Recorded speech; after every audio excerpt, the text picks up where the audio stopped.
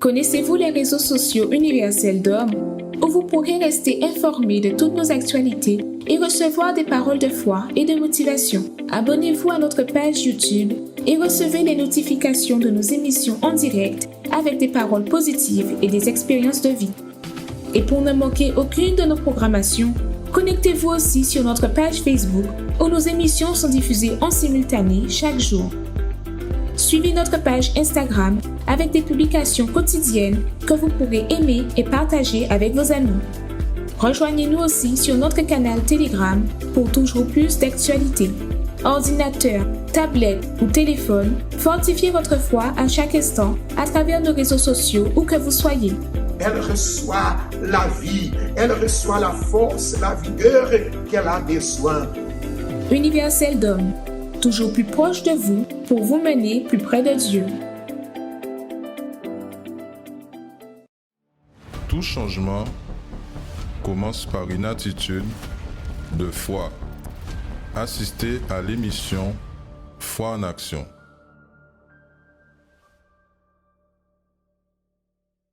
Bonsoir, nous avons avec nous Ludovic et Madame Jennifer.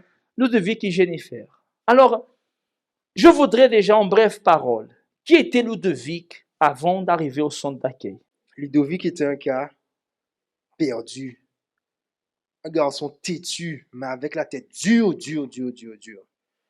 qui connaissait la parole, mais qui faisait sa volonté quand même, qui souffrait, mais qui persistait bêtement ou je ne sais pas pourquoi, mais qui n'apprenait pas de ses échecs,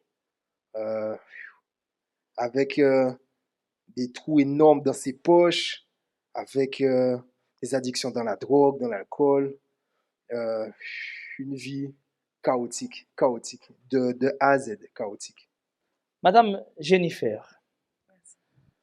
D'ailleurs, comment étiez-vous? Comment était Madame Jennifer avant de connaître le centre d'accueil? Et comment vous êtes arrivée au centre d'accueil? Comment j'étais? J'étais méchante. J'étais triste. J'étais jalouse. Je me sentais perdue, mais grâce à ma méchanceté, j'arrivais à enfin méchanceté entre guillemets, hein, je m'entends. Par méchanceté, j'entends que lorsqu'une personne me blessait, il fallait absolument que je me venge. C'était très important et je ressentais un plaisir à me venger. Voilà, c'était moi avant. Quand vous êtes arrivé au centre d'accueil, vous avez accepté tout de suite la parole ou non? Non. Pourquoi? Qu'est-ce que se passait au moment que vous arrivez à l'église? Quel était le conflit qu'il y avait? Le conflit, il était simple, hein, puisque je n'étais pas habituée à ça. Je n'étais pas habituée à écouter, dans un premier temps. Déjà, je ne savais pas qui était Dieu. Donc, sincèrement, quand j'entendais Ludovic me dire « Je lui donne quelque chose », il me répond « Dieu, ah, merci Seigneur ». Mais non, c'est moi qui te l'ai donné, tu me dis « Merci Seigneur ». J'étais fâchée. Vous étiez vraiment comme ça? Ah oui, c'est oui. vrai? Tu haïssais Dieu? Non, je ne le haïssais pas, mais je ne reconnaissais pas la valeur qu'il devait avoir dans ma vie. Voilà, c'était... en fait, pour moi, Dieu, c'était une habitude. Notre Père, je vous salue Marie, je crois en Dieu. Voilà, c'était une habitude. Mais je ne savais pas qui il était. Tu ne le voyais pas dans ta vie? Non. Je n'acceptais pas de pardonner. Voilà. Je refusais de pardonner. C'est déjà le fait que tu refusais de pardonner et tu ne pardonnais pas? Non, je ne pardonnais pas. Et quand l'ouvrier Jonathan m'a dit « Il va falloir que tu pardonnes », je n'acceptais pas le pardon. Voilà. Vous êtes arrivé. Qu'est-ce qui a fait pour quelqu'un qui ne croyait pas, pour quelqu'un que Dieu n'avait pas d'importance? Qu'est-ce qui a fait que tu prennes une décision de changer? À plusieurs cultes, en fait, quand je suis venue, à chaque fois, le pasteur prêchait le pardon. Que ce soit vous, que ce soit pasteur Élie, c'était le pardon. Et j'étais en conflit avec ma famille. Je suis sortie par la porte là et j'ai dit « Bon Seigneur, si ce que tu dis est vrai, mets-moi une situation pour que je pardonne. » Et donc le jour où j'ai décidé de pardonner, j'ai accepté de pardonner tout ce que j'avais qui était lourd, qui me pesait, toute la haine, la rancœur, tout. En une fraction de seconde, tout est parti. À part cette haine, la personne, le fait que tu me disais que tu étais jalouse, tu étais une personne triste, vide, qu'est-ce que vous avez dû faire alors pour pouvoir changer cela? Ben, il a fallu déjà apprendre à écouter et à mettre en pratique. Par exemple, de Victoire, tu étais ce type, ce jeune-là, colérique, que vivait dans la vice, etc. Qu'est-ce que tu as dû faire? Est-ce que tu es venu sur l'autel sacrifier? Est-ce que tu as sacrifié? Est-ce que tu as obéi à l'autel? Est-ce que tu t'es lancé sur l'autel pour obtenir le changement? Oui, je vais dire que je n'avais pas le choix parce que je voulais changer. C'est-à-dire que je ne voyais pas Dieu dans ma vie, mais c'est parce que j'ai jamais obéi à sa parole. Faut prendre une décision. On me disait faut prendre une décision, mais je ne savais pas qu'est-ce que c'était pour une décision. Je me disais ok, j'y vais. Et rien n'a changé parce que je ne faisais rien. Mais je ne savais pas que c'était aussi douloureux parce que j'allais jamais au bout des choses avec Dieu. Donc quand j'ai pris une décision de mettre en pratique la parole de Dieu et de tout sacrifier, à partir de là, les choses ont changé à l'intérieur de moi. C'était dur, c'était dur. Les chaînes de prière, j'ai jamais été aussi fidèle à mes chaînes de prière parce que mes chaînes se brisaient tout le temps. Je venais, j'arrêtais, mais là j'allais au bout de mes chaînes, que ce soit pour la délivrance, que ce soit le mercredi pour la recherche du Saint-Esprit, que ce soit pour le lundi, je ne venais pas, je me disais, mais Tu t'es lancé corps, âme et esprit Oui. sur l'autel. oui, parce que je voulais transformer, je voulais que Dieu m'utilise, parce que je ne voulais plus être celui-là, je ne voulais plus être cette personne-là, parce que je me dégoûtais. J'étais venu à un point où je ne m'aimais plus et ce qui m'arrive, m'arrive.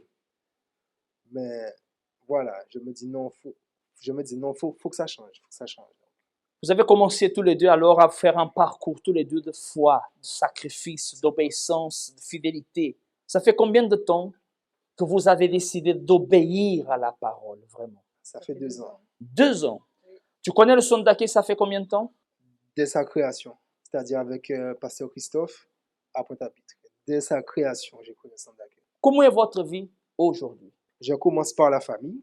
Je commence par la famille parce que ma relation avec ma mère était chaotique et notre relation a changé, elle a changé. Dans ma vie sentimentale, maintenant je suis marié, alors qu'avant, je gérais, entre guillemets, mais je ne gérais rien. Comment ça va le mariage? Madame parle. Mais on a été obéissants, c'était dur et donc ça va bien. Sincèrement, Est-ce ça qu'un va. jour vous vous êtes imaginé avoir un mariage comme vous avez Je ne aujourd'hui? voulais pas me marier. Vie financière, madame. Et maintenant, on a notre entreprise. Donc, évidemment, il y a des luttes. Mais grâce à Dieu, ça va. Ça avance? Oh oui, ça avance. Dieu prospère. Il y a du travail, mais on est sur la bonne route. On est sur le bon chemin. C'est-à-dire que dans la vie spirituelle, maintenant j'ai la paix. Quel conseil tu donnerais aux personnes que nous accompagnent en ce moment? J'ai presque tout essayé. J'ai essayé toutes sortes de vies et aucune ne vaut celle sur l'autel. Aucune. Parce que les trésors que vous avez dehors, vous aurez des trésors éphémères. Après, vous serez sans rien, tout seul, dans un désespoir et dans des ténèbres que vous ne méritez pas ça. Parce qu'en vrai, vous méritez tellement mieux parce que Dieu veut tellement mieux pour vous. Ah ouais, mais ne soyez pas jaloux de ce qu'il y a dehors. Si vous devez être jaloux de quelque chose, soyez jaloux de la gloire de Dieu. De la vie, oui, parce que c'est la meilleure chose que vous pourrez conquérir. Amen. Merci beaucoup. Tout changement commence par une attitude de foi. Assistez à l'émission Foi en action.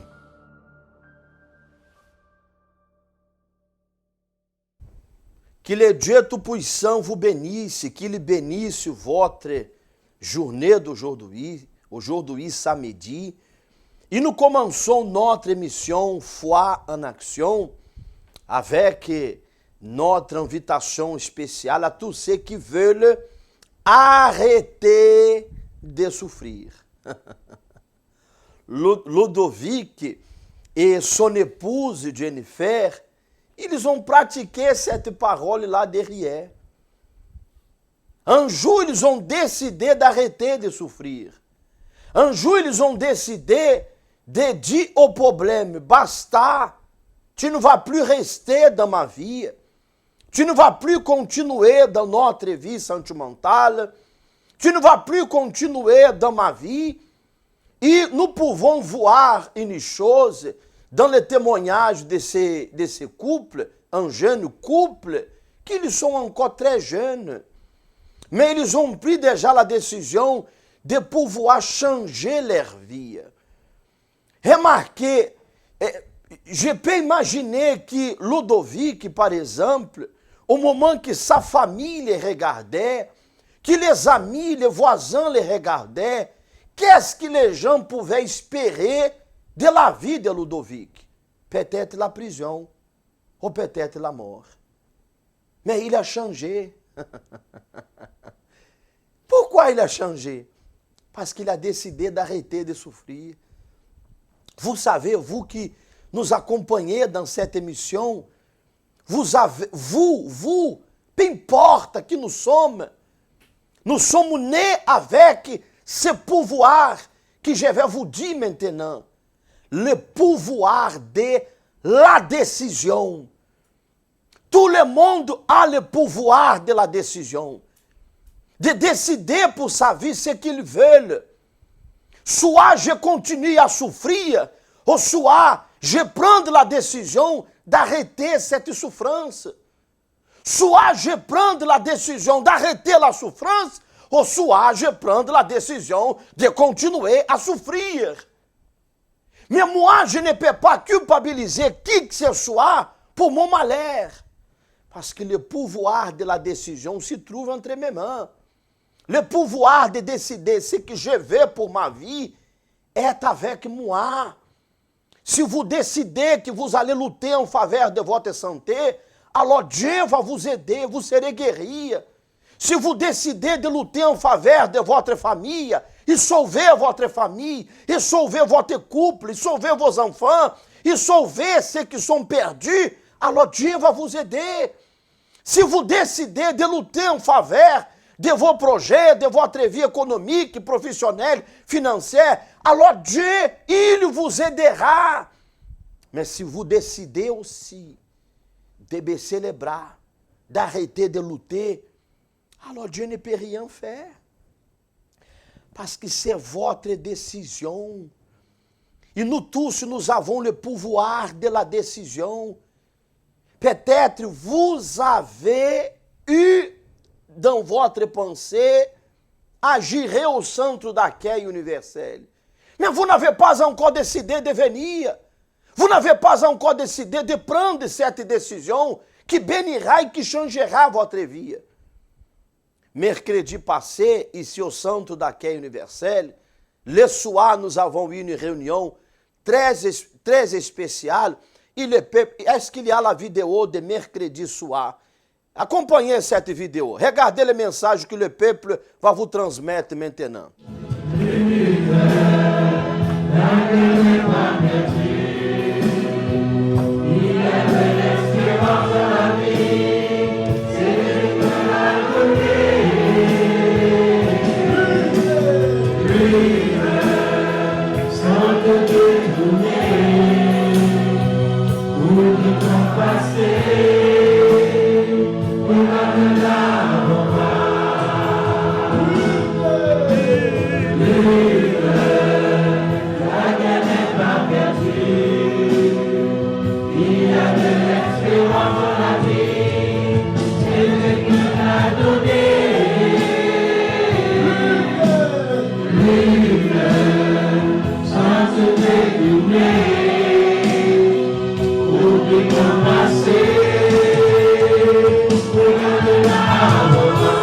Mercredi passé, ici au centre d'accueil universel, nous avons chanté cette chanson qui dit « Lutte, la guerre n'est pas perdue, il y a de l'espérance dans la vie. Et cette espérance, elle vient de Dieu.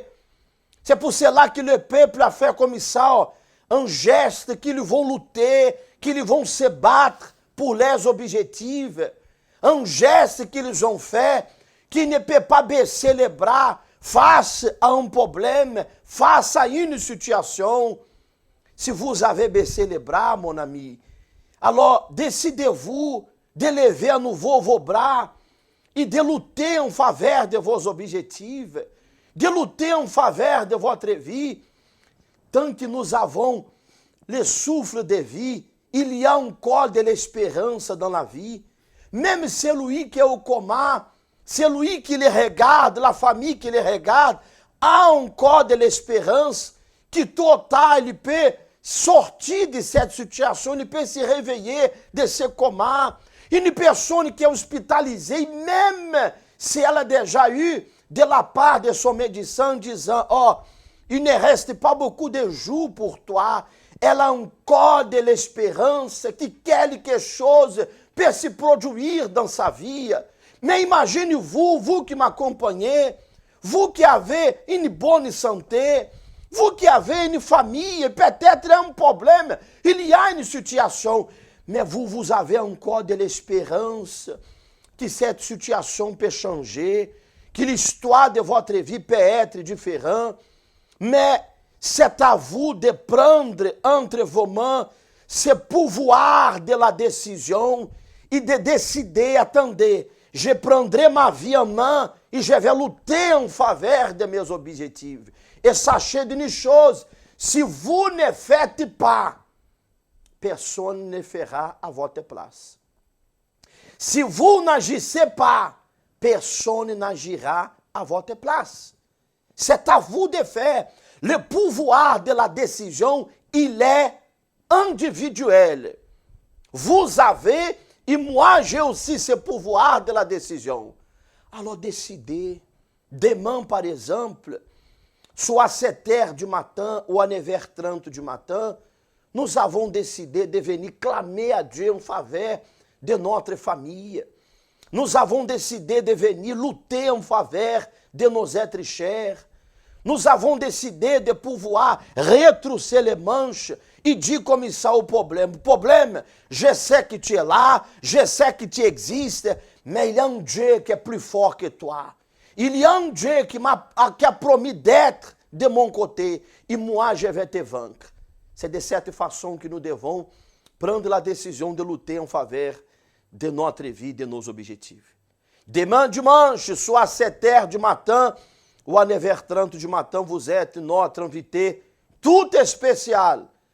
Venez lutter en faveur de votre vie. Vous allez voir que l'histoire de votre vie sera différente. Nous avons encore un témoignage de plus, afin de vous montrer que lorsque nous prenons la décision de lutter en faveur de notre vie, le mal ne peut pas résister. Il est obligé de partir parce que le pouvoir de la décision en Dieu, il est extraordinaire. Bonsoir, je m'appelle Stéphie. Alors, avant de venir au centre d'accueil universel, j'étais très triste parce que ma famille a subi un gros coup qui était le décès de mon frère. Et en fait, après, la famille était divisée, personne n'allait bien. Et moi-même, je ne me sentais pas bien. Pourtant, j'essayais d'aider les autres, mais je me sentais impuissante, en fait, face à la situation. Je ne pensais vraiment pas qu'il pouvait y avoir un changement parce que, en fait, ça a changé du jour au lendemain et tout le monde était divisé, tout le monde se disputait. C'était vraiment, je vais dire, presque la guerre dans la maison, carrément. Alors, quand je suis arrivée au centre d'accueil, au début, j'étais méfiante, mais quand j'ai vu le témoignage de ma maman qui se sentait beaucoup mieux, moi aussi, en fait, j'ai voulu laisser toute la tristesse, tout ce que je ressentais de négatif en moi derrière, et j'ai commencé à pratiquer tous les conseils qui étaient donnés, et c'est comme ça, en fait, que j'ai commencé à me sentir mieux, et que vraiment, quand je me suis décidée à tout abandonner, en fait, ma vie a vraiment changé. Maintenant, ma famille est reconstituée, on s'entend bien, on parle bien, la maison, elle est reconstruite. Et moi aussi, mon intérieur, j'ai complètement changé. Je me sens bien et je suis joyeuse maintenant. Alors si moi, par rapport à toutes mes difficultés qui me paraissaient presque impossibles à vaincre, j'ai pu trouver la solution, alors vous aussi, vous pouvez trouver cette solution et c'est au centre d'accueil universel. Alors suivez le conseil de Stéphie, suivez son conseil. Remarquez, elle a décidé de prendre sa vie en main et enlever ces cours durs que la vie l'a porté à elle et à sa famille. Elle a décidé de dire comme ça, stop, arrête-toi problème. Et effectivement, à travers sa décision, aujourd'hui, sa vie est bénie. Il y a une cicatrice, il y a une marque à quelque part. Mais il y a aussi la promesse de Dieu qui est accomplie dans sa vie. Demain dimanche, nous vous invitons, si vous habitez ici au Rézé, si vous habitez aussi aux Abîmes, si vous habitez du côté de Gosier, Pointe-à-Pitre, vous habitez du côté de Monalo, au Moule, Petit Canal, vous qui habitez à Petit-Bourg, peu importe où vous habitez. Nous avons les portes du centre d'accueil universel qui sont ouvertes en faveur de vous. Est-ce que nous avons l'adresse du centre d'accueil universel ici en Guadeloupe? Oh, nous allons vous montrer les adresses du centre d'accueil universel et vous pouvez choisir le centre d'accueil universel plus proche de chez vous. Moi, je serai ici aux Abîmes avec une équipe de foi qui bénira demain votre vie. Regardez les adresses du centre d'accueil universel ici en Guadeloupe, Martinique et aussi en Guyane française. Connaissez-vous nos centres d'accueil universels ici dans les Dômes? Notre siège est situé en Guadeloupe, aux Abîmes, au 6 Morne-Verguin, en face de la Brède, entre le KFC et le McDonald's. Nous avons aussi nos centres d'accueil à Pointe-à-Pitre, au 29 quai Lefebvre, en face du parking du port. À Baïf, au 51 impasse Louis Blériot, Zac des Pères Blancs, derrière le Super U. À Saint-François, à la rue Charles Junon, à 100 mètres du marché de la Rotonde. Nous sommes aussi en Martinique, au 42 rue Garnier-Pagès, proche du Leader Price à Fort-de-France. Mais aussi en Guyane française, à Cayenne, au 19 zone artisanale Galmo, proche de l'entrée du CFA. Ainsi qu'à Kourou, au 1 rue du Levant, proche du Lip Service Ting. Si vous désirez plus d'informations, vous pouvez nous contacter sur notre ligne AMI au 05 90 28 33 83 ou sur notre WhatsApp au 06 90 55 16 70.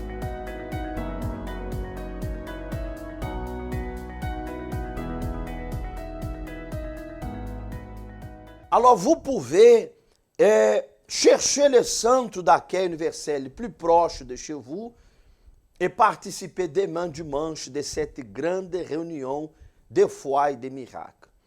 Si vous voulez apporter une bouteille d'eau, chaque dimanche nous bénissons et nous consacrons une bouteille d'eau. Pourquoi vous bénissez de l'eau? C'est simple. Le Seigneur a dit comme ça, je suis l'eau de vie. Qui ne veut pas recevoir la vie? Tout le monde veut recevoir la vie. Il y a des personnes qui sont fatiguées de voir le malheur, le problème dans sa vie. Alors, par un acte de foi, nous levons à un certain moment de la réunion une bouteille d'eau et nous faisons bénir la bouteille d'eau. Apportez aussi la photo de votre famille. Est-ce que nous avons les moments de la prière de la famille? Vous pouvez voir, c'est le moment que nous clamons à Dieu en faveur de toutes les familles dimanche ici au centre d'accueil universel. C'est un moment crucial, le moment que nous réalisons la clameur en faveur de toutes les familles. Et que nous demandons au Seigneur d'aller à la rencontre de vos êtres chers et de les bénir là où ils se trouvent. C'est le moment que nous unissons notre foi et que nous parlons avec Dieu en faveur de nos êtres chers. Prenez un verre d'eau, une bouteille d'eau, nous allons clamer à Dieu en faveur de vous. C'est le moment de la prière. Et vous qui avez besoin d'un signe de la part de Dieu, Dieu vous montrera un signe à travers cette prière qui sera réalisée. La prière, c'est lui qui permet de nous faire un seul éveil, bon Dieu. Éveil, nous qu'a brisé toute marage qui a lié en nous, l'homme qui a persécuté nous. Et nous qu'a trouvé vrai sens à la vie. Ces moments à la prière, nous qu'a parlé avec bon Dieu. Seigneur notre Dieu et notre Père, il est écrit, mon Père, dans ta parole, que si nous croyons le miracle, nous suivons, Seigneur. À celui qui croit, même si cette croyance, cette foi, elle est si petite, nous déterminons que c'est le miracle qui va les suivre. Mon Dieu, visite cette personne qui est hospitalisée ou qui peut-être est à la maison malade, découragée, triste, abattue. Des personnes, mon Dieu, qui font seulement que pleurer, Seigneur. Des personnes, mon Dieu, qui, lorsqu'elles donnent un pas en avant, elles reculent beaucoup, Seigneur, en arrière, plusieurs pas en arrière. Il y a des gens qui sont fatigués, Seigneur. Fatigués de lutter. Mais nous venons démontrer qu'elle doit lutter. Il y a encore de l'espérance. Elle est vivante, Seigneur. Il est vivant, elle est vivante. Il y a encore de l'espérance pour sa vie. Même si les autres disent qu'il n'y a plus d'espoir, lorsque nous croyons en toi, il existe toujours de l'espoir, Seigneur. Seigneur, sanctifie, consagre cette eau e montre, ensine a cet homme, a cette femme qui va boire un peu de cette eau. Sanctifiez e consacrez, Seigneur. Quel que soit son problème, sa situation, que cette personne soit fortifiée. Bénis elle et toute sa famille au nom de Jésus. Amen. Vivez en paix de cette eau bénie.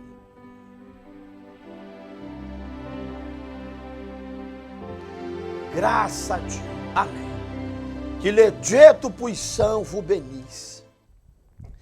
Nous vous attendons demain sur le Centre d'accueil universel. Une réunion qui sera extraordinaire. Sera vraiment très forte. Ok? Dieu vous bénisse et que la bénédiction de l'Éternel soit avec votre famille, soit avec dans votre mariage, dans votre santé.